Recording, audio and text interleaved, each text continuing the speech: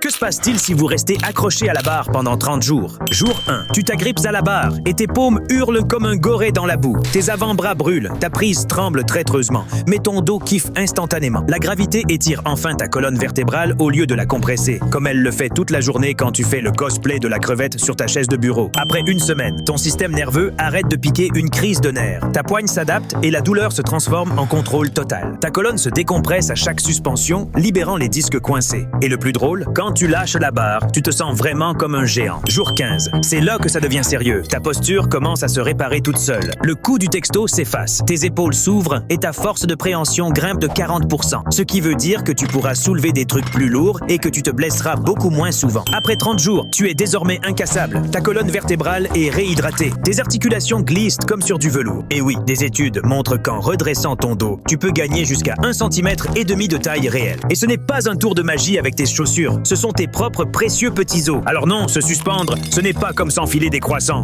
Mais vivre avec un dos en point d'interrogation et des bras en spaghettis, ce n'est pas une vie non plus.